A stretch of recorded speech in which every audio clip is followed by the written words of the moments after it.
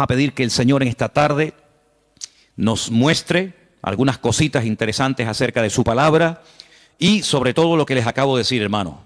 Estad preparados, tener respuestas correctas, adecuadas, para que cuando los inconversos, la gente que no conocen al Señor, vengan a hacernos preguntas, nosotros podamos responderle correctamente. Bendito sea Dios.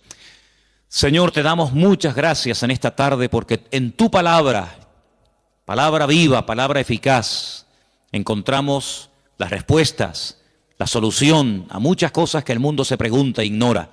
Te pedimos, Dios mío, en el nombre bendito y poderoso de tu amado Hijo Jesús, que todo lo que compartamos en esta tarde sea de bendición, sobre todo para los que están buscando la verdad, para los que quieren adquirir conocimiento y conocer la verdad, verdad que les hará libres. Ayúdanos en esta tarde, Señor, a la luz de tu palabra, a dar respuestas a tantos interrogantes y preguntas que la gente tiene hoy en día. Nos ponemos en tus manos y pedimos que nos des luz y claridad en tu palabra, para que podamos, Dios mío, creer adecuadamente, estar firmes en la fe, sin titubear, sabiendo en quién hemos creído. Ponemos este tiempo de estudio en tu palabra, en el nombre bendito de Jesús. Amén y amén. Bendito sea el Señor. Hermanos, quiero llevarles a 4 textos para comenzar. Y el primero va a estar en Jueces capítulo 11. Nos vamos a lo que llamamos Antiguo Testamento, al capítulo 11 del libro de los Jueces. Y vamos a leer concretamente el versículo 40. Jueces, repito, capítulo 11, versículo 40. Y dice la palabra del Señor lo siguiente. Presten atención a lo que dice ahí nuestro Dios. Jueces 11, 40. Y se hizo costumbre en Israel que de año en año fuesen las doncellas de Israel a endechar a la hija de Jefté, Gaaladita, 4 días en el año. Fíjense la palabra costumbre. Se hizo costumbre, no era costumbre hasta ese tiempo. Antes nadie se iba 4 días por el campo, por el monte, a llorar, a endechar a la hija de nadie.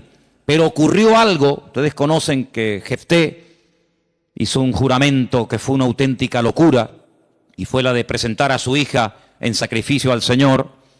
Y entonces dice la palabra de Dios que a partir de ese día se convirtió en una costumbre en Israel que las jóvenes, que las chicas se fueran por los campos llorando, endechando, lamentándose de lo que le había ocurrido a la hija de Jefté. ¿Era un mandamiento bíblico? ¿Era algo que Moisés enseñó al pueblo de Israel en el desierto? No. Sino que se hizo costumbre. Empezaron un año y otro año, una generación y otra generación, hasta que aquello se convirtió en una costumbre. Y quiero en esta tarde que ustedes se den cuenta de que una cosa es la costumbre, la cultura, las tradiciones, y otra cosa muy diferente es lo que manda y ordena el Señor en su palabra. A nosotros nos tiene que dirigir la palabra de Dios, no las costumbres de las naciones. No, es que esta costumbre, esta tradición lleva 500 años celebrándose en mi país o donde sea. Bueno, los años que se llevan celebrando las costumbres, cualquiera que sean, no le dan credibilidad a la costumbre.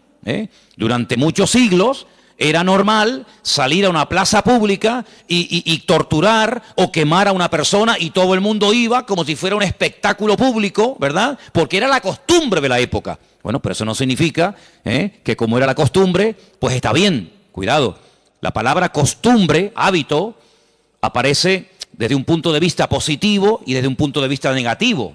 Por ejemplo, la Escritura dice en el Evangelio según San Lucas que el Señor Jesucristo, conforme a su costumbre, iba el sábado a la sinagoga. Bueno, pero es que hay costumbres buenas, ¿sí? Y hay costumbres malas. En este caso era una costumbre que no tiene nada que ver con la palabra, pero como ya la gente lo hacía, pues el otro lo hacía y el otro lo hacía, y yo creo que ya después de años ni la gente sabía realmente el origen de esa costumbre, pero ya como que formaba parte de la cultura de la época. Quédense con ese detalle.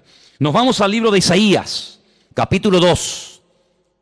Libro de Isaías, capítulo 2, versículo 6. Y dice lo siguiente, un texto, por cierto, muy interesante. Isaías 2, versículo 6.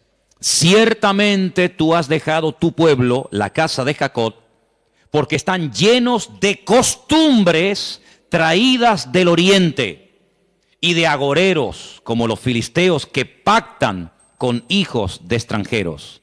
Uno de los reproches que el profeta Isaías lanzaba en la época en la que él le tocó servir al Señor en su ministerio es que ustedes se han llenado de costumbres que no son costumbres con una base bíblica. No son costumbres basados en un mandamiento de la Escritura, sino en costumbres, como dice aquí, importadas, traídas de Oriente, que no tienen nada que ver con ustedes. Por ejemplo, aquí en España, país en el que vivimos, pues se ha metido con una fuerza tremenda una fiesta, que era una costumbre de pueblos paganos, dicho sea de paso, que se ha celebrado hace poco, la famosa fiesta de Halloween. Y tú estudias la historia de nuestros pueblos, aquí hay hermanos de otros países de Latinoamérica, y Halloween no tiene absolutamente nada que ver con la cultura latina. Absolutamente. Halloween no tiene nada que ver ni con Argentina, ni Uruguay, ni Venezuela, ni Cuba, ni España. Son costumbres importadas. Costumbres que no tienen nada que ver con nuestra cultura, pero a base de repetirlas y practicarlas un año y otro año, como que ya forman parte de una de las muchas fiestas que hay a lo largo del año. Eso precisamente es lo que dice el profeta Isaías en su época. Ustedes han abierto la puerta y se han llenado de costumbres traídas de Oriente, que no tienen nada que ver con ustedes. Y dicho sea de paso, la mayoría de esas costumbres traídas de Oriente eran costumbres paganas. Costumbres que no tenían absolutamente nada que ver con la palabra del Señor. Vamos a avanzar. Libro de Jeremías, capítulo 10. Jeremías, el capítulo 10, leemos lo siguiente. Versículo 3. Jeremías 10, versículo 3. Miren qué texto tan interesante. Porque las costumbres de los pueblos son, ¿qué dice ahí? Vanidad. Vanidad de vanidades, decía el predicador. Las costumbres de los pueblos son vanidad. Y ahora habla acerca de la idolatría, que era una de las costumbres, no del pueblo de Dios, sino de los pueblos paganos. Ahí la palabra pueblos es la palabra goyín. La palabra goyín significa naciones. Cuando se habla de Israel, se menciona Israel, para que no haya género de duda. Pero cuando se habla de naciones paganas, naciones extranjeras, naciones, digamos, no adoradoras del Dios vivo y verdadero, se les llama goyín, se les llama naciones. Y en este caso dice, las costumbres de esas naciones, esos pueblos, son todas absolutamente vanidades. Quédense con eso. Vamos a leer un versículo en Ezequiel, profeta Ezequiel, un libro que no sé por qué no se suele leer mucho, pero tiene textos y historias muy interesantes. En el capítulo 11 de Ezequiel, el capítulo 12, dice así: sabréis que yo soy el Señor, porque no habéis andado en mis estatutos, ni habéis obedecido mis decretos, sino que según las costumbres de las naciones que os rodean, habéis hecho. Las costumbres de las naciones que les rodean, esas son las que ustedes están practicando. No los estatutos, ni decretos, ni fiestas, ni celebraciones que nuestro Dios ha ordenado en su palabra, sino que todo lo contrario. Hay momentos, y ustedes seguramente han leído esos pasajes, donde los profetas, tratando de convencer, de sacudir al pueblo de Israel, les decían, a ver, vamos a ver, díganme ustedes un pueblo, una nación que haya cambiado sus dioses, que hayan dejado sus idolatrías por nuestro Dios. Ninguno.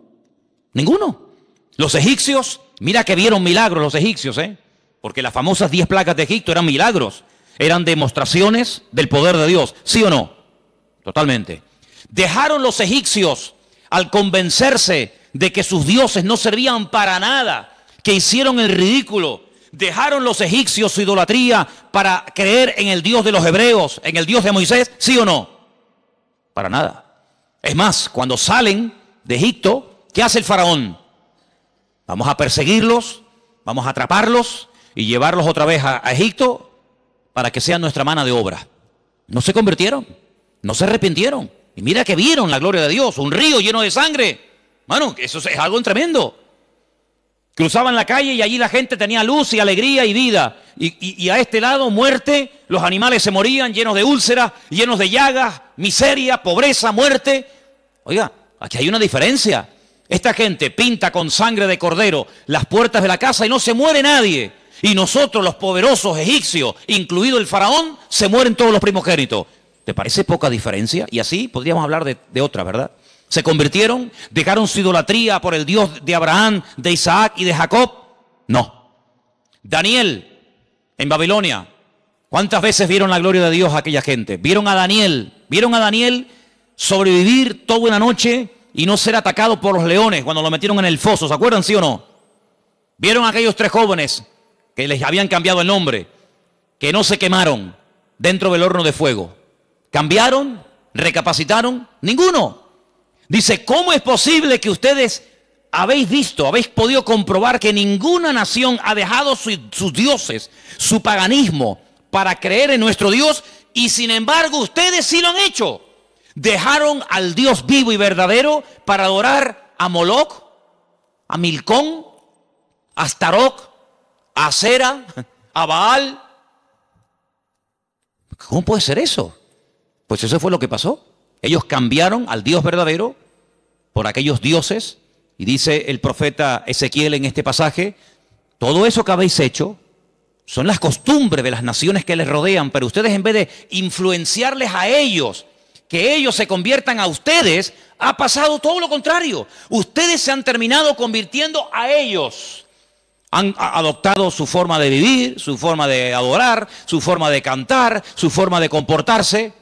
Y esto es algo realmente increíble, porque esto no ha pasado nunca, nunca en la historia de la humanidad. Una nación ha dejado el paganismo, ha renunciado 100% a toda esa mentira y ha abrazado la fe única y verdadera. Sin embargo, ustedes tenían al verdadero y lo han abandonado.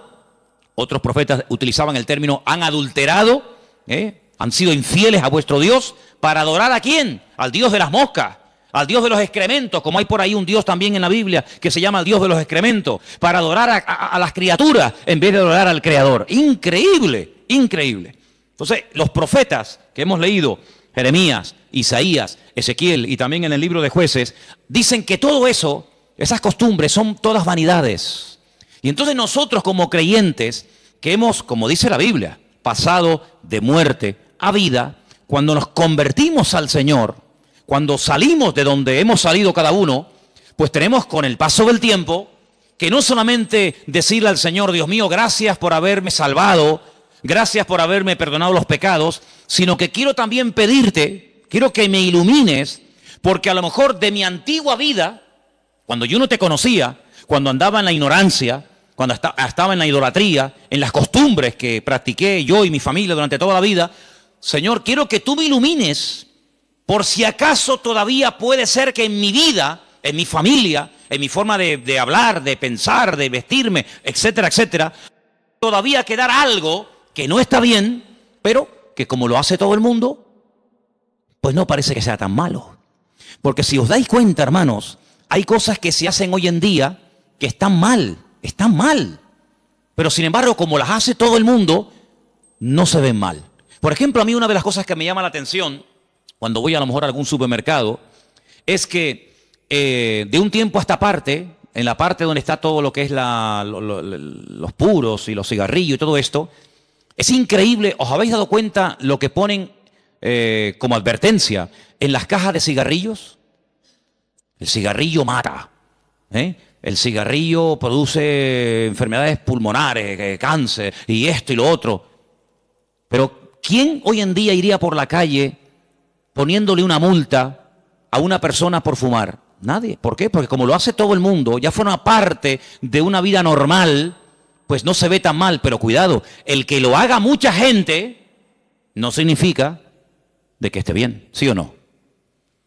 Entonces puede ser que a lo mejor algunos de ustedes en algún momento se ha sentido, perdonen la expresión, como un bicho raro en su puesto de trabajo, con los amigos, con la familia, con los vecinos, ¿sí o no? Porque resulta que todo el mundo ve bien, pues ciertas y determinadas cosas que cuando vamos al manual, cuando vamos a la palabra de Dios, resulta que no solamente están mal, sino que incluso son pecado y abominación ante los ojos de Dios. Vaya usted a una manifestación de miles y miles y miles de personas a favor del aborto y párese en esa marcha y diga que el aborto es un crimen, que es un asesinato y que eso es una abominación delante de Dios. ¿Lo matan? ¿Sí o no? ¿Lo matan? Párese usted en una manifestación donde están llevando a una virgen, a un patrón, a un santo y diga, ¿pero qué estáis haciendo? Si nuestro Dios prohíbe todo esto, si eso es abominación delante de nuestro Dios, si en la base mínima, que son los 10 mandamientos, ya se prohíbe categóricamente todo esto, ¿te matan? ¿Por qué? Porque es que esto se ha practicado. Y claro, después ves ahí al alcalde, y ves al teniente alcalde, y ves al concejal de no sé qué, y ves a fulanito de tal, y incluso al rey, y ves a la reina, y ves a la... Entonces parece que como que no está tan mal, porque lo practica mucha gente. Y quiero decirte, querido hermano, que en algún momento de tu vida puede ser que tú te sientas como que vas contracorriente. Como que la gente, como que no te entiende, y como que tú estás en otra frecuencia, en otra onda, y es como algo imposible de que lleguen a un entendimiento. Pero al fin y al cabo yo pregunto, hermanos, ¿nosotros a quién tenemos que agradar? ¿A quién tiene que agradar usted? ¿A nuestro Dios, sí o no? Bueno, pues si por agradar a Dios me pongo en contra de la familia, ¿estás dispuesto a pagar el precio?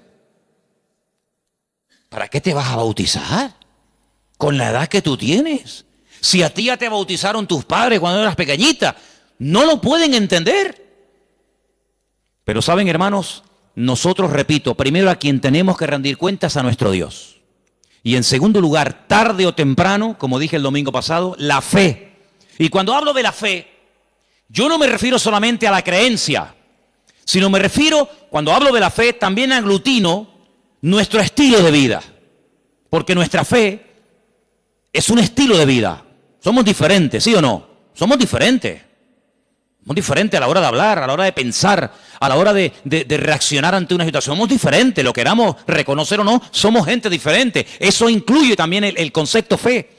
No solamente que creo en un Dios, en un cielo, en un infierno, en la Biblia como palabra de Dios, sino que la fe me lleva a una serie de cambios. Bueno, pues en ese paquete de mi estilo de vida, yo tengo que pararme y decir, ¿lo que estamos haciendo forma parte de una base bíblica o de costumbres que se han ido traspasando de padres a hijos, de generación en generación? Y yo, como he formado parte toda la vida, evidentemente, de este sistema de vida del mundo, pues las he incorporado como algo normal, pero nunca me paré a preguntarme si lo que yo estaba practicando, si lo que yo estaba creyendo era de Dios o era algo totalmente antibíblico. ¿Quién te convenció a ti? ¿Cuándo te diste cuenta de que adorar imágenes no era de Dios? Algunos de ustedes lo hicieron toda la vida. Pero llegó un momento en el que dijiste, esto no es de Dios, ¿sí o no? El que fue ladrón, el que fue drogadicto, el que practicó la prostitución o cualquier otro pecado, hay un momento en la vida en el que a la luz de la Escritura, oyendo los mensajes, las predicaciones, leyendo la Biblia, el Espíritu, ¡pam!, te golpeó, ¿sí o no? Te tocó y dijiste que yo no puedo seguir por este camino. Y cuanto más profundices en la Biblia, cuanto más profundices en la palabra, te das cuenta de que uno tiene que cambiar en todo, en todo. Forma de hablar, a veces, ¿por qué no decirlo? Hasta en la forma de vestir, ¿sí o no? Hombre, vamos a ver, si por ejemplo una chica que está ejerciendo la prostitución esta tarde se convirtiera al Señor, seguramente la forma como esa chica se viste, que está diseñada para seducir, para atraer, para llamar la atención, pues cuando esa chica se convierta al Señor, lo más probable es que el Espíritu le ponga en su corazón que la forma como viste, pues es una forma que tiene una finalidad, pero que esa finalidad en absoluto la tengo que llevar a cabo en un culto. Por lo tanto, seguramente en un momento determinado el Señor le pondrá en su corazón, oye, vístete un poco más decentemente, más ¿sí o no? Seguramente que sí. Y el que toda la vida ha estado robando o toda la vida ha estado haciendo daño, seguro que el Espíritu le va a hablar en ese área de su vida. Pero luego hay otras cosas, como hemos leído, costumbres, que como que no las vemos tan mal. Y hemos visto a la luz de la palabra de Dios, solamente les di 4 textos, están ahí grabados por si los quieren después volver a leer, 4 versículos donde tenemos que analizar y preguntarnos las costumbres, no los mandamientos, las costumbres que estamos llevando a cabo son bíblicas, son de Dios. Y ahora vamos a pasar al tema que la gente nos pregunta mucho por internet. ¿Qué opinan ustedes acerca de estas fiestas navideñas? ¿Puede un cristiano? ¿No puede un cristiano? ¿Está bien esto? ¿Está bien aquello? Bueno, lo primero que tenemos que partir de la base es la siguiente. Nadie, absolutamente nadie, desde que el cristianismo o desde que Cristo vino a este mundo, y mira que lo han intentado, nadie sabe exactamente el día en el que nació el Señor Jesucristo. Nadie. A lo largo de la historia se ha especulado, incluso, si ustedes se meten a estudiar este tema, incluso algunos llegaron a predicar y a enseñar en sus respectivos congregaciones o ministerios que Jesús nació entre marzo y abril. Otros entre septiembre y octubre. Y así diferentes opiniones. Por lo tanto, partimos de la base de que, lógicamente, el Nuevo Testamento, porque el Antiguo no te lo va a decir, porque no había nacido, el Nuevo Testamento en ninguna parte te dice exactamente el día en el que el Señor Jesucristo nació. Nadie sabe absolutamente nada. Sí sabemos que murió en una época en la que los judíos estaban celebrando una fiesta llamada la Pascua. Sí sabemos que hay una fiesta que nosotros la conocemos como Pentecostés, que su nombre original es Shavuot, la fiesta de las semanas, que el Señor la utilizó para que en esos días, en ese día concretamente, pues aquel grupo que había en aquella casa fueran llenos del Espíritu Santo. Eso sí lo sabemos. También podemos saber con exactitud que el Señor Jesucristo, la noche que fue entregado y en ese lapsus de entre una hora y otra, y fue a ser crucificado, se estaba celebrando la fiesta de los panes sin levaduras que se unía a la de la Pascua. Todo eso está clarísimo. Y sabemos pues cuándo hay que celebrar la fiesta de la Pascua y la fiesta de Pentecostés y la fiesta de los tabernáculos. Todo eso lo sabemos porque está estipulado en la Biblia y te dice, contarás desde tal día a tal día, tanta semana. ¡Pum! Y eso es matemático. Pero en cuanto al nacimiento de Cristo, la Biblia no nos da ninguna información exacta de cuándo nació. ¿Por qué? Porque en nuestra concepción, entre comillas, cristiana, cometemos un gravísimo error. Y es que Jesucristo nació en un contexto judío, no en un contexto cristiano. Jesús nunca fue a ninguna iglesia evangélica, él toda la vida fue a sinagogas. Jesús nunca practicó costumbres cristianas. Las costumbres que él practicó y su padre y su madre y sus antepasados eran costumbres judías, ¿verdad? Por lo tanto, para nosotros se comienza a contar desde el nacimiento del niño y dice, bueno, el niño nació el 2 de octubre. Pues al año que viene, el día 2 de octubre, el niño cumple un añito. ¿Sí o no? En la mentalidad judía no se cuenta el tiempo así. En la mentalidad judía, en el momento en el que la mujer sabe que está embarazada, en el que la mujer sabe perfectamente que sí o sí está embarazada, ahí se empieza a contar. No a partir del nacimiento a los 9 meses, ¿me entendéis? Por lo tanto, ya empezamos mal. Es como, por ejemplo, cuando nosotros decimos, bueno, ahora mismo aquí en Tenerife tenemos las 8 en punto de la noche. A las 12:01 será día viernes. Eso según nuestro calendario, según nuestra cultura, según la Biblia, ya es viernes. ¿Por qué? Porque en cuanto cae el sol y ya se puede ver, aunque sea una sola estrella en el firmamento, automáticamente ya estamos al día siguiente. Entonces dice, entonces todo es al revés. Bueno, hay que saber estas cosas. Nuestro calendario gregoriano, inventado, mandado a hacer por un papa, tiene 365 días. El calendario bíblico tiene 360 días. Otro dato a tener en cuenta. ¿Qué te parece? Y así podríamos contar cantidad de detalles que cuando uno va a la palabra, uno tiene que conocerlos. Porque si no ya estás partiendo equivocadamente. Y entonces decimos, el nacimiento del niño marca el momento de su nacimiento y de su próximo cumpleaños. Te vuelvo a repetir, la vida en la cultura judía, en la cultura hebrea, se cuenta a partir de la concepción, no a partir del nacimiento. Ahora bien, tengo aquí algunos datos que les voy a leer en esta tarde, que son muy interesantes, pero primeramente quiero decir lo siguiente. No sabemos la fecha exacta del nacimiento de Cristo. No hay ni un solo ejemplo, ni uno solo. Si alguien sabe de alguno, por favor que lo diga ahora o calle para siempre. No hay ni un solo ejemplo en el Nuevo Testamento de nadie que haya practicado el nacimiento de Cristo, que haya celebrado, mejor dicho, el nacimiento de Jesús. La única fiesta que nos obligó el Señor a recordar frecuentemente fue, dice, haced esto, háganlo en memoria de mí. Y cada vez que comáis este pan y cada vez que bebáis de esta copa, mi muerte estáis anunciando hasta que yo vuelva. Es una orden. Yo sé que hay movimientos cristianos o evangélicos que no practican esto de tomar pan y vino asiduamente, porque dicen que es algo simbólico. Bueno, yo solamente lo digo con todo mi respeto, no saben lo que se pierden. Y es una interpretación incorrecta. Yo creo que es bíblico y estamos todos de acuerdo, ¿sí o no? Hay que partir del pan y el vino. Hombre, hay iglesias que lo hacen todos los domingos. Elena, por ejemplo, se crió en una iglesia que todos los domingos, sí o sí, todos los domingos a la mañana, se llama culto de comunión. Por eso, porque se da la comunión. Hay iglesias que lo hacen una vez al mes, otras iglesias una vez al año, etcétera, etcétera. Pero que hay que hacerlo, hay que hacerlo. Pero Jesús nunca dijo, los discípulos nunca dijeron, Pablo nunca escribió, Pedro nunca escribió, Santiago nunca escribió, ningún discípulo escribió, y también tenéis que recordar todos los años el nacimiento del Mesías. No. Mira, recordamos cuando partió el pan y el vino e inauguró el nuevo pacto. Recordamos su muerte, claro. Recordamos su resurrección. Recordamos la venida del Espíritu Santo en el día de Pentecostés. Recordamos un montón de cosas, pero bíblicamente no te puedo demostrar, no lo puedo hacer. Te estaría mintiendo. No te puedo demostrar bíblicamente que los primeros cristianos celebraban el nacimiento de Cristo. No lo hacían. Ni siquiera es un mandamiento de la Biblia el celebrar dicha fiesta. Entonces te estoy dando información para que lo sepas. La fecha exacta del nacimiento de Cristo no se encuentra registrada en el Nuevo Testamento.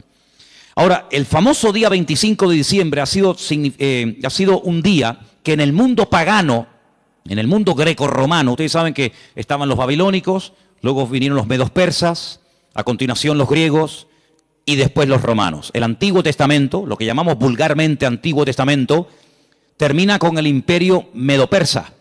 Pero cuando empezamos a leer el Nuevo Testamento, nos encontramos a los romanos. Y tú dices, ¿pero y los griegos? ¿Ves? La Biblia no te da información sobre los griegos. Pero entre el Antiguo y el Nuevo Testamento, que hay 400 años de silencio, ¿sabían eso, no? Nuestro Antiguo Testamento, ¿cuál es el último libro del Antiguo Testamento según nuestra Biblia? Malaquías. Pero cuando tú vas a una Biblia hebrea, tú te das cuenta que el último libro del Antiguo Testamento no es Malaquías, es Segunda de Crónicas. Da igual, el orden no altera los factores, ¿no? Sea uno, sea otro, son exactamente los mismos, aunque el orden es diferente. Pero cuando se termina de escribir, cuando el último profeta del Antiguo Testamento terminó su mensaje, supongamos que fuera Malaquías, hasta que encontramos al siguiente profeta predicando. ¿Y quién fue el siguiente profeta entre el Antiguo y el Nuevo predicando? ¿Quién fue? Juan el Bautista. Hay 400 años de silencio. No hubieron profeta entre Malaquías y Juan el Bautista. ¿Y cómo se guiaba la gente? Por la palabra. Ahí estaba todo escrito, todo comprimido, todo condensado. Y fue un tiempo de silencio, de palabra profética, pero la palabra ya estaba escrita. Luego la gente querían palabra, vayan a la palabra, valga la redundancia. Vayan a la escritura y ahí encuentran todo. Bien. Entonces cuando vamos a estudiar la palabra de Dios, nos encontramos que ese imperio que no aparece en el Antiguo Testamento, que son los griegos, que aparece en esos famosos libros que yo he recomendado muchas veces que lean, Primera y Segunda de Macabeos, que son la familia de los Macab, que significa martillo en hebreo. Los macabeos son los que martillaban, los que machacaban. Y en estos días en Israel se está celebrando una fiesta que no tiene una base, vamos a decir, bíblica, si no es un mandamiento bíblico el cumplirla, vaya, pero que es una fiesta que en estos días ya se está celebrando, y les voy a demostrar que Cristo la celebraba, aunque no era mandamiento, Él la celebraba, y es una fiesta que se llama la fiesta de Hanukkah. Y por eso ustedes cuando van a Israel van a encontrar que hay dos modelos de candelabro diferente. Está el famoso menorá, que tiene 7 brazos, Y después se encuentran la Hanuquía, menorá es el de 7, Hanuquía es el de 9. Y tú dices, ¿qué diferencia hay entre uno de 7 y uno de 9? Bueno, te lo voy a decir. El candelabro de 7, la menorá, era el que se utilizaba primeramente en el tabernáculo y después en el templo, pues para iluminar. No había luz eléctrica, no había un interruptor y se encendía la luz, sino que se ponía aceite, ¿verdad? Se iluminaba para que el sacerdote pudiera moverse y pudiera ministrar en el templo, ¿verdad?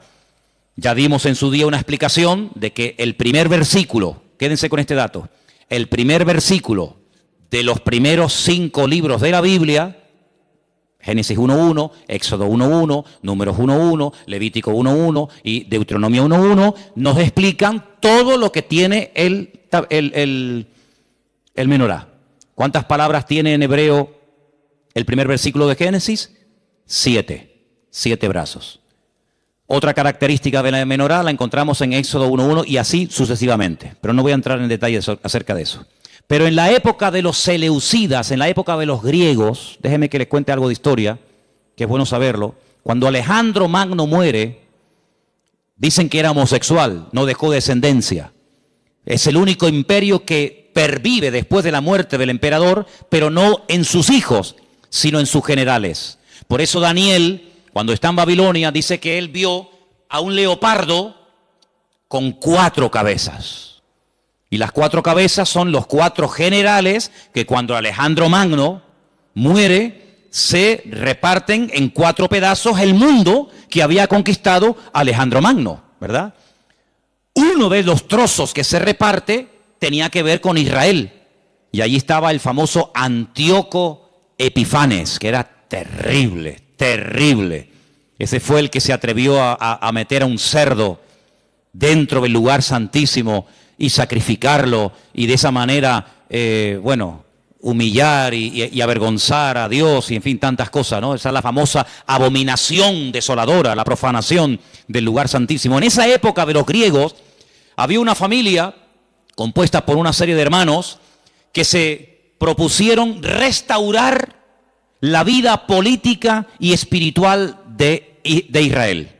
Los griegos dominaban, el templo lo habían convertido en un gimnasio, habían impedido los sacrificios y aquello era un desastre. Esta familia se levanta, primero un hijo, después el otro hermano, todos murieron como mártires, es una historia tremenda. Y estos macabeos, que no se llamaban macabeos, sino una especie de apodo, los que martillaban, los que golpeaban, pelearon militarmente, cuerpo a cuerpo con los griegos y los derrotaron, los vencieron, los echaron de Israel y restauraron el culto en el templo.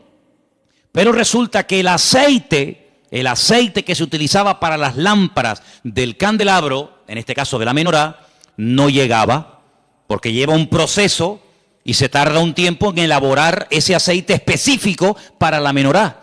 Había muy poco aceite. ¿Qué ocurrió? Oraron al Señor y el Señor hizo que la poca aceite que quedaba durara milagrosamente más tiempo de lo que habitualmente duraba. A partir de ese momento, para recordar el milagro de que el Señor permitió que el aceite durara más tiempo de lo habitual, se comenzó a celebrar la fiesta de la Hanukkah, la fiesta de las luces, la reinauguración del templo. Entonces, en esta época del año, para recordar ese milagro, se enciende con la vela del centro, cada día una vela diferente, hasta llegar a 9 velas. Porque ese fue el tiempo que duró el aceite. Y eso es lo que significa la fiesta de Hanukkah. Ahora ustedes pueden ver, dice, y Jesús subió al templo a la fiesta de la dedicación del templo. Y tú dices, ¿qué fiesta es esa? Porque ahí no dice Pascua, ahí no dice Pentecostés, ahí no dice tabernáculo, dice a la fiesta de la dedicación del templo. Pero si el templo ya estaba inaugurado cuando Cristo vivía. Pero era la fiesta en la que se recordaba la reinauguración del templo cuando los macabeos derrotaron a los seleucidas, a los griegos, y entonces esa era la fiesta de Hanukkah que Cristo la celebraba, Juan capítulo 10. Entonces Cristo, que sabía la historia de esa fiesta, dice, yo soy la luz del mundo.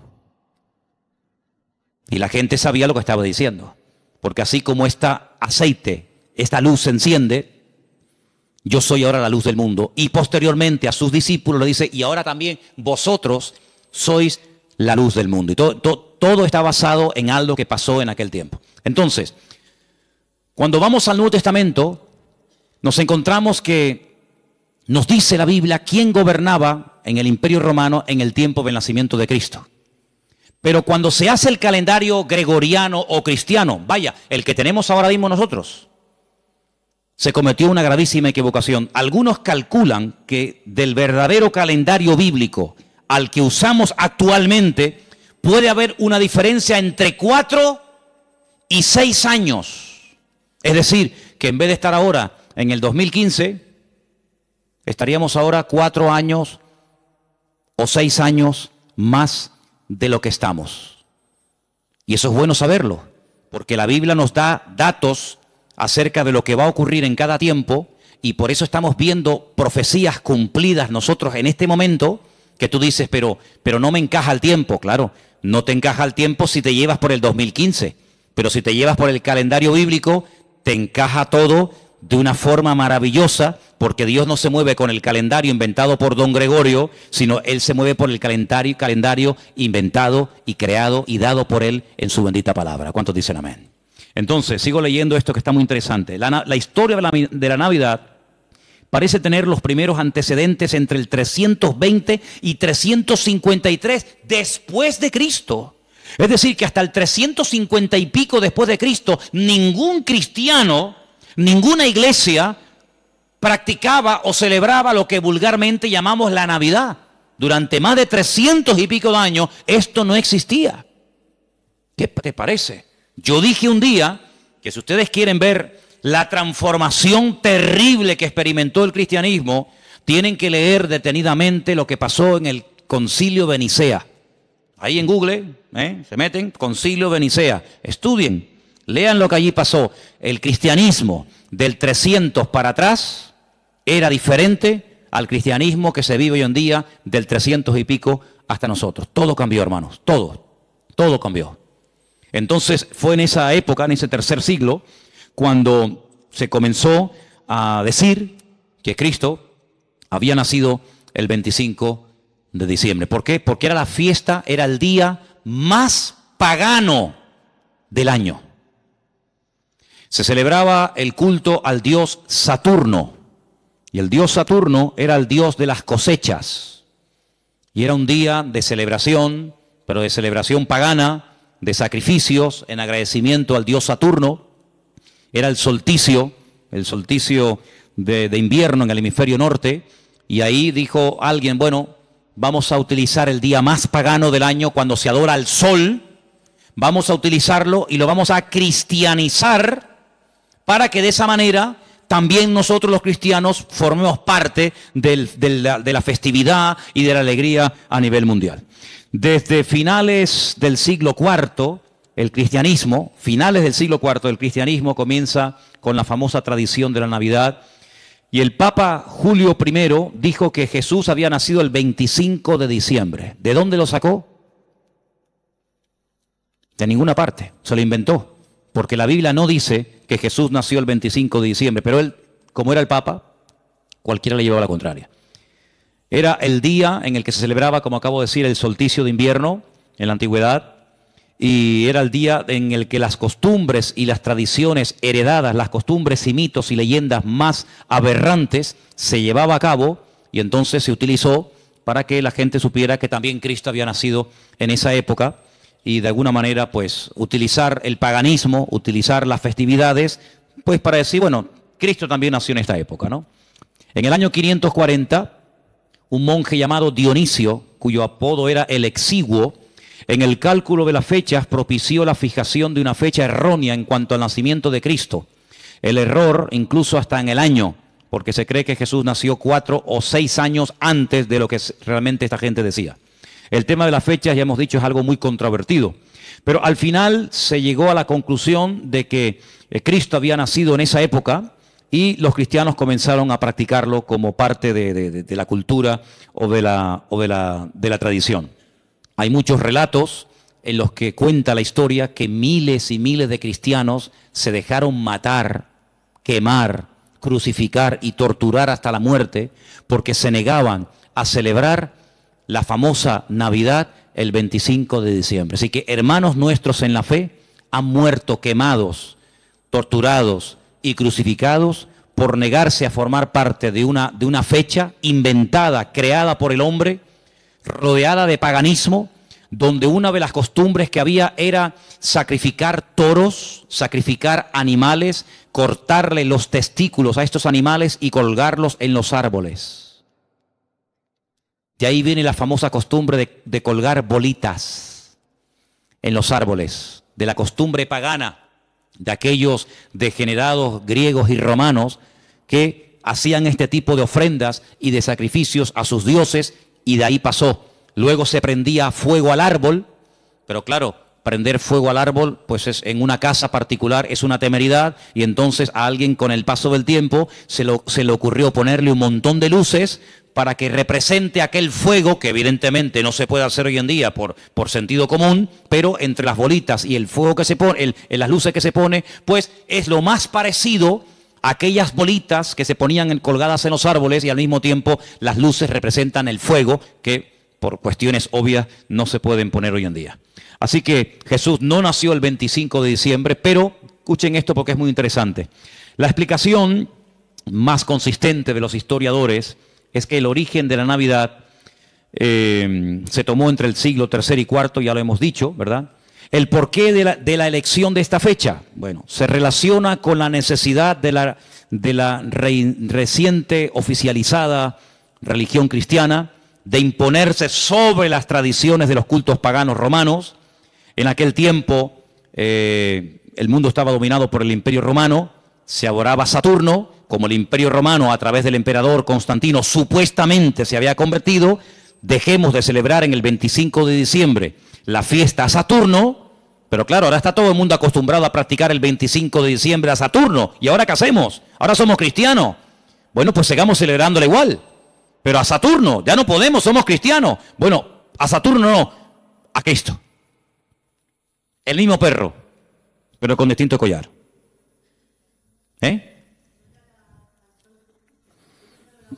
Adoraban al sol. Sí, ellos pueden decir misa. Los papas eligieron el 25 de diciembre como día del nacimiento de Jesús, como una estrategia para el proceso de expansión del cristianismo, en el que sistemáticamente se buscó absorber y fusionar toda celebración de ritos paganos con las nuevas creencias o fe de los cristianos. Por lo tanto, bíblicamente, si alguien te para en la calle y te dice que la fiesta de la Navidad, que se suele celebrar el 25 de diciembre, tiene un trasfondo pagano, no se te ocurra llevarle la contraria, ni decirle que no es así, porque vas a ser el más rotundo ridículo. Efectivamente, el día 25 de diciembre era una fiesta, la fiesta más pagana en todas las culturas del Imperio Romano, donde se hacían auténticas barbaridades, sacrificios humanos, sacrificios de animales, ofrendas brutales de sangre, etcétera, etcétera. Como supuestamente, repito, el Imperio Romano dejó el paganismo y abrazó la fe cristiana que había perseguido durante más de 300 años, pues ahora ¿qué hacemos? Ahora nos encontramos con un dilema. Bueno, lo solucionamos fácilmente. Seguimos manteniendo el día, seguimos manteniendo las costumbres de dicho día, ¿vale? Seguimos celebrando todo exactamente igual, pero en vez de a Saturno, en vez de a divinidades falsas, pues la celebramos a Dios, y total, aquí no ha pasado absolutamente nada. A base de repetir y de repetir y de practicar, un siglo, una generación, otra generación, nos hemos puesto hoy en día en el año 2015, aparentemente después de la era cristiana, y resulta que hemos abrazado unas costumbres y unas prácticas que nosotros no lo hacemos con ninguna mala intención, ¿no? Nosotros no lo hacemos porque creemos en el paganismo, ni mucho menos, pero sin darnos cuenta estamos practicando y celebrando y haciendo cosas que tienen un trasfondo totalmente pagano, Pero después queremos que los paganos cambien cuando los paganos lo que han hecho es que nos han cambiado a nosotros. Y se han metido en nuestras casas, y se han metido en nuestras costumbres, y se han metido en nuestro vocabulario. Y hemos visto, no de ahora, de hace ya muchos años, que en estos días, que teóricamente, vamos a decir, ha nacido el Señor, que no es así, ya lo hemos demostrado, pero que teóricamente teníamos que celebrar su nacimiento, resulta que se ha convertido en una fiesta, ¿de qué? De despilfarro, de derroche, de negocio, donde después se habla de la famosa cuesta de enero, porque la gente empezó a regalar y a comprar y a regalar y a comprar, a regalar y a comprar cosas que después en enero se arrepienten o no usan o quieren cambiar, y después resulta que ya el año, en vez de empezarlo libre de deudas, ya lo empiezan con más deudas, aparte de las que ya tenían del año anterior. ¿Por qué? Porque la fiesta así lo requiere. Porque si no le regalamos al abuelito, y si no le regalamos nada al niño, y si no le regalamos nada a la abuelita, o al tío, o al papá, o al sobrino, pues como que es una falta de educación, y como que falta el amor en la familia, y como que todos nos hemos vuelto locos, y nos hemos fanatizado, porque ahora somos cristianos. No, mi hermano, aquí no nos hemos vuelto locos, sino que ¿sabe lo que pasa? Que el conocimiento confronta, y el conocimiento compromete. Por eso hay gente que dice, yo prefiero no saber nada, y seguir en la ignorancia. Pero ¿sabes qué? Cuando estamos en Cristo, estamos obligados, estamos comprometidos con la verdad. Y la verdad nos hará libres en la medida, no es como un botón, la verdad os hará libres. Eso no cuesta nada decirlo. La verdad nos hará libres siempre y cuando interioricemos y practiquemos la verdad. Porque yo puedo conocer la verdad, pero la verdad si no la vivo, si no me la aplico, si no la practico, y si no la interiorizo, la verdad simplemente no hace absolutamente nada. No es como un amuleto. ¿Cuánta gente ha comprado antaño la Biblia? ¿Cuántos hogares tenían un pedazo de Biblia enorme y la tenían ahí en la estantería? ¿Por qué? Porque, hombre, es la palabra de Dios. Pero es que la palabra de Dios no es un amuleto. No es como el que pone una herradura. No es como el que pone una ristra de ajos. No es como el que recurre a un amuleto, que los hay en todas las religiones. Los judíos también tienen un montón de amuletos, ¿eh? No se pueden ustedes imaginar. La famosa segulá y tantos amuletos creados y diseñados y vendidos y bendecidos por los rabinos para protección del mal de ojo, para protección de no sé qué, para protección de los malos espíritus. En todas las religiones siempre ha habido amuletos, pero la verdad, la Biblia no es un amuleto, es un estilo de vida que nos lleva a comprometernos y nos lleva a decir, Señor, perdóname. Porque he estado creyendo y practicando y encima enseñando y transmitiendo una mentira, creyendo que es una verdad. Y no hay nada peor que creer que algo de mentira es una verdad y yo la practico en mi vida. Hermanos, en estos días, generalmente en todas las iglesias, incluido esta, suele ocurrir algo muy común. Y es que, por ejemplo, lo notamos, ¿no? Y no es que llevemos un control excesivo del tema, pero les cuento la realidad. Muchísimos creyentes se gastan el dinero que tienen y el que no tienen y se olvidan muchas veces de lo que tenían que haber apoyado con su dinero a la obra de Dios. ¿Por qué? Porque hay que comprar regalos a todo quisqui y hay que tirar la casa por la ventana. Y si nos vamos a la noche, a la cama, sin tener toda la mesa llena de comida, como que no hemos celebrado Navidad. Y yo pregunto, imaginémonos por un instante, que no es así, pero trabajemos con la hipótesis. Bueno, vale, nació el 25 de diciembre, vale, perfecto. Si realmente nació el 25 de diciembre, ¿a quién tendríamos que celebrar la fiesta? Me imagino que al Señor. Pero nosotros somos tan listos que nos hacemos la fiesta para nosotros. Y tendríamos que traerle regalos a Él. ¿Cómo? Bueno, pues ¿qué le hace falta a la iglesia? Pintarla. Yo regalo este año la pintura. Si el cumpleaños del Señor y esta es la casa del Señor, ¿qué le hace falta a la iglesia? Más sillas, yo las regalo. Pero no hacemos regalos al que cumple años, teóricamente, sino que nos hacemos regalos a nosotros. A papá, a mamá, al tío, al sobrino. Y yo digo, bueno, ¿el cumpleaños de quién es? ¿Tuyo? ¿O es el del Señor? Porque si es el del Señor, al que menos le hemos regalado ha sido a Él. Resulta que nos hemos regalado a nosotros. Y tenemos, los que tengan, ¿no?, el árbol lleno de docenas de juguetes y docenas de regalos. Y tú dices, ¿y el regalo del Señor dónde está? Porque la iglesia no puede sufrir en estos tiempos, en este mes de diciembre, porque teóricamente sería el mes de más abundancia, ¿sí o no? Tendría que ser el mes en el que sobraran Biblias, sobraran sillas, sobrara de todo, porque es el día especial del Señor. Pues ¿saben qué? Suele ocurrir generalmente todo lo contrario. Es cuando tal vez menos nos acordamos del Señor. Ahora, nosotros vamos a utilizar la fiesta que el mundo inventó, no el Señor, no la iglesia primitiva, no la Biblia. Nosotros vamos a utilizar la fiesta que inventó el mundo para decirle al mundo el motivo por el cual el Señor vino a este mundo. Que no fue otro más que morir por nuestros pecados, derramar su sangre y restaurar nuestra vida y sacarnos de la miseria y de la ignorancia y ponernos en el reino de su amado Hijo. Eso es lo que vamos a hacer. El mundo que celebre lo que quiera. No es un tiempo para derroches, ni despilfarro, ni borracheras.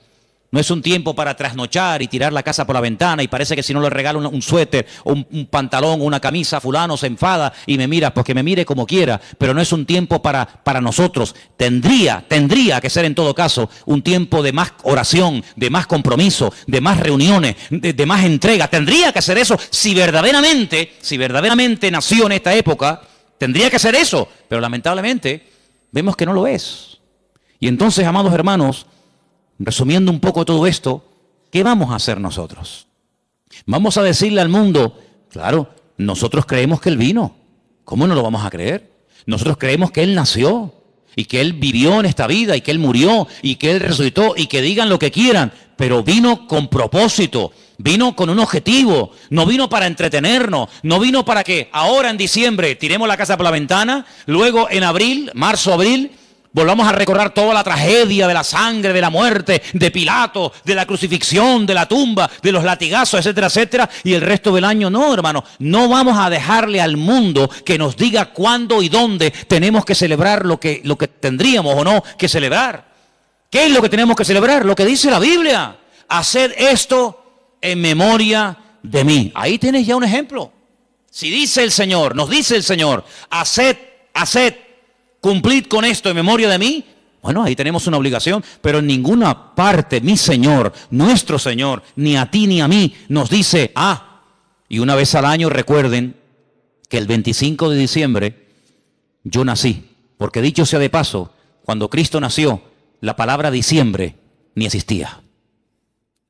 Porque ni ese mes existía cuando el Señor Jesucristo nació, sino que estamos hablando de términos y de palabras creadas, diseñadas e inventadas por los hombres. Y quiero que este año sea diferente. Debe ser diferente este año en nuestras casas. Lo dije hace mucho tiempo, cuando pongamos la mesa y nos juntemos los hermanos, los amigos, los familiares, etcétera, pongan en la mesa un cubierto como si Él estuviera sentado en la mesa con nosotros. Para que cuando venga un inconverso te diga, oye, ¿y ahí no se va a sentar nadie? Sí, ahí está sentado esta noche el Señor con nosotros. ¿Y eso? Sí. Porque queremos que el Señor esté sentado en nuestra mesa. Porque si el Señor no está sentado en esta mesa, ¿qué rayo estamos celebrando nosotros aquí esta noche? ¿Qué estamos celebrando? ¿Un banquete? ¿Qué estamos celebrando? Si el Señor no está sentado en esta mesa, ¿qué hacemos aquí tú y yo? Es una cena normal y corriente como cualquier otra. Pero queremos invitar al Señor a nuestra casa. Queremos que coma con nosotros, que viva con nosotros, que duerma con nosotros, que entre con nosotros, que salga con nosotros. Nuestra vida no gira en torno a fiestas. Porque nuestra fiesta se llama Cristo. Y nuestra fiesta desde el 1 de enero hasta el 31 de diciembre. ¿Cuántos dicen amén? No tenemos que decir, ahora el nacimiento, ahora la muerte. Todos los días yo recuerdo que Cristo vino a este mundo a morir por mí. ¿Sí o no? Todos los días yo recuerdo que Él murió por mí en la cruz. Todos los días, no solamente el domingo de resurrección, allí en el Parque La Granja. Yo todos los días recuerdo que el Señor resucitó al tercer día. Yo todos los días recuerdo que Él está vivo. No tengo que decir, bueno, ahora esto. Ahora, ¿quién nos marca a nosotros el calendario? Lamentablemente, ¿sabe quién nos marca el calendario? El mundo. El mundo se ha metido en la cultura de tal manera que dice, no, ahora carnavales, ahora Halloween, ahora Semana Santa, ahora la Ascensión de María, ahora el Puente de la Constitución. Y le hemos dejado al mundo que nos organice el tiempo y nos diga incluso cómo tenemos que comportarnos en cada época del año. Claro, nosotros gracias al Señor somos cristianos y muchas de esas cosas ya no las hacemos, pero el que es mundano, el que no es cristiano, dice, carnavales, ¿me tengo que disfrazar? ¿Me tengo que disfrazar? ¿Por qué? Porque el mundo dice que ahora es cuando yo me tengo que hacer de disfrazar y hacer el idiota durante una semana o 15 días, pero luego no, ahora dice, no, ahora viene la Cuaresma. Ahora viene La resignación, el perdón, la ceniza, no sé qué, no sé cuánto. No, ahora viene la Semana Santa, no, ahora viene no sé qué. Y le hemos dejado al mundo que organice nuestro tiempo y nuestro estilo de vida. Nuestro tiempo y nuestro estilo de vida, ya lo dijo el Señor cómo tiene que ser. Si a alguien le interesa, aquí lo tienen. Señor, ¿qué tengo que celebrar en marzo? Señor, ¿qué tengo que hacer en diciembre? ¿Qué tengo que hacer cada día de la semana? Aquí está el manual. No le dejemos al mundo que nos organice, porque mira, yo me acuerdo que hace años, y termino, en España no se celebraba Halloween. ¿Cuánto tiempo lleva esta fiesta entre nosotros más o menos? ¿Alguien más o menos sabe? 8 años. Bueno, 8 años. Y nosotros ya tenemos una edad. Luego, durante muchos años de nuestra vida, esta fiesta en España no se celebraba. Íbamos a un centro comercial en esta época de noviembre, creo que se celebra esta fiesta terrible, y no había ninguna calabaza, no había ninguna cosa de terror. ¿Por qué? Porque esta fiesta no se había introducido. Pero mira cómo la metieron. Mira cómo la metieron, amigos. Y el otro día, el Black Friday. Ya nos metieron otra. Ya nos metieron otra. Y en enero, ahora la reba. Y el mundo tiene, hermano, lo tiene tan claro. El diablo tiene tan claro los objetivos que dice, mira, a la gente le gusta varias cosas. Comer bien, vestir bien, vivir bien y divertirse. Perfecto. Como no quieren ser guiados por el camino de la palabra, como no quieren ser guiados por el camino de Cristo, sino quieren seguir por el camino del relajo, por el camino del despilfarro, pues yo le voy a dar. Y el diablo le da a la gente lo que quiere. ¿Quieres carnaval? Toma carnaval. Y tú dices, ¿cómo puede ser que un país que ha estado años en crisis llegue la fiesta del carnaval y no haya pagas para gente que no tiene nada y que están en el paro y que no tienen los pobrecitos nada? Y resulta que ayuntamientos den subvenciones de miles y de miles de euros a personas para que tiren la casa por la ventana durante una semana o durante un mes. ¿Cómo es posible? Es que el pueblo quiere eso. El pueblo quiere eso. En el pueblo de Tordesillas, en la provincia de Valladolid, la tradición del toro de la Vega. ¿Quién no ha oído esa barbaridad? Cogen un toro bravo, lo sueltan al campo y miles y miles y miles y miles de personas lo rodean, lo pinchan, lo clavan, lo torturan. Cuando ya el animal está reventado que no puede más, llega uno, rácata, le clava una lanza, lo montan en un caballo, lo llevan al pueblo y es el héroe porque este año ha matado el toro de la Vega. Cuando van allí la gente a protestar en contra de esta fiesta, cuando han ido ecologistas o personas que dicen, oye, pero ¿cómo puede ser esto? Los han sacado del pueblo a patadas, los han apedreado. Y cuando los periodistas pueden acercarse a uno de aquellos fanáticos, ¿saben lo que les dice? Nunca dejaremos de celebrar esta fiesta en nuestro pueblo, porque esta es una tradición que hemos tenido en nuestra tierra de toda la vida. Y es como si la tradición impera por encima de la razón. Primero la tradición, luego la razón. Primero la tradición y luego todo lo demás. Pero vamos a ver, pero como creyentes vamos a entrar en ese juego. Hermanos, muchos de ustedes cuando entraban al agua y se iban a bañar no se persignaban. O cuando pasaban por una cruz no se persignaban. O cuando pasaba un coche fúnebre no se persignaban. ¿Lo siguen haciendo? ¿A que no? Pero si lo hicimos toda la vida. Pero ya no. Ya no, porque hemos entendido de que hemos pasado de muerte a vida, pero sigamos pasando de muerte a vida, no nos quedemos en mitad de camino, no digamos, ya no adoro a esto, ya no adoro a aquello, ya no adoro a esto, ya no hago tal, pero alguna cosita me queda esto y bueno, total son unos días. Hermanos, sigamos avanzando. Ese fue el gran error de Israel, entró, conquistó cuatro cachitos de tierra. No, toda la tierra tenés que conquistar, no Jericó, un poquito por aquí, un poquito por allá. Sí, pero escucha, es que allí viven los filisteos. Ah, bueno, no importa. Y allí viven los amorreos, y allí viven los no sé qué. Total, tenemos ya 4 casitas, nuestras vaquitas, nuestras ovejas, nuestras gallinitas. No, hijo, tienes que conquistar toda la tierra, porque si no los conquistas, ellos mañana se vuelven contra ti y te van a conquistar. Y en la vida cristiana no es conquistar el tabaco, la droga, la prostitución, la mentira, el soborno, no sé cuánto. Bueno, ya estos días ya están vencidos. Gloria a Dios. Pero ven para acá. ¿Y esto? ¿Y esto? ¿Horóscopo? ¿Cómo? ¿Sí, horóscopo? Ay, amigo. No, pero es que ya no fumo, ¿no? Que no estoy hablando de eso. Eso ya está. Todavía tienes un poquito de horóscopo. Un poquito ahí de no sé qué, ¿Esto cuándo lo vas a conquistar? Lo que has conquistado no es excusa para no seguir conquistando lo que te falta. Es más, si has conquistado y superado cosas tremendas, te tienes que agarrar a eso y decir, Señor, como tú me ayudaste a conquistar y a vencer esto, que para mí era algo grande, importante, agárrate a eso y sigue practicando cosas. Porque yo te voy a decir una cosa. Cuando el Señor llamó a Gedeón, ¿se acuerdan? Llamó a Gedeón y le dice, mira, ven para acá. Tu padre tiene un ídolo en la casa y lo adora. Levántate y rómpeselo. Y Gedeón dice, ¿el ídolo de mi padre? Dice, sí, porque él no lo va a romper nunca. Entonces tú, que tienes las ideas más claras que él, ayúdalo, desata a tu padre. Porque si tú le dices a tu padre, papá, Dios me ha dicho que rompas el ídolo, tu padre nunca lo va a hacer. Pero tú sí lo tienes claro, ayuda a tu padre. Tú tienes más luz que él. Y entonces dice que lo hizo de noche. No se atrevió a hacerlo de día. ¿Saben la historia, no? Se levanta, despedaza el ídolo del padre y al día siguiente, ay mi madre, se monta la marimorena en la ciudad. ¿Quién rompió el ídolo del fulano de tal? El ídolo, el muñeco, la imagen del padre de Gedeón. Sale el padre de Gedeón, se entera y dice, bueno, si era tan poderoso, no fue capaz de defenderse. No sé quién habrá sido, pero vino alguien, lo rompió y no fue capaz de defenderse. Luego, no era tan Dios como yo creía que era.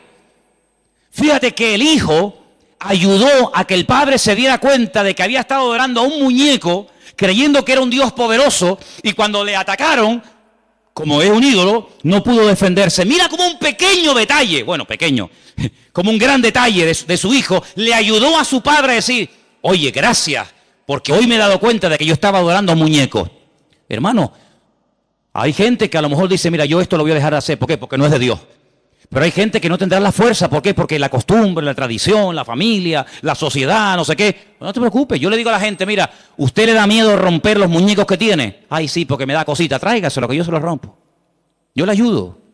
No será la primera vez que me voy a ese patio ahí y me lío a martillazos con Pedrito, con Juanito y no se defienden tú, ¿eh? Los desmigajo todos, ¿eh?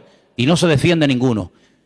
Y le digo, ¿te das cuenta cómo nos han defendido? Entonces, hermano, hay cosas que tendrás que romper tú. Tú tendrás que romperlas y quitarlas de tu vida. Pero hay momentos en los que Dios te pondrá en una casa, en una familia, para decir, mira, déjame ayudarte. Déjame demostrarte que esto no sirve para nada. Y ahí se van a dar cuenta, con ese acto de fe y de obediencia que tú has ejecutado, se van a dar cuenta de que verdaderamente estaban creyendo en una mentira. Yo les he dado de comer, les he dado información, hagan lo que les dé la gana, como dijo Josué, hagan lo que quieran, pero yo en mi casa serviremos al Señor. ¿Oramos? ¿Les parece? Venga, oramos. Cierre sus ojos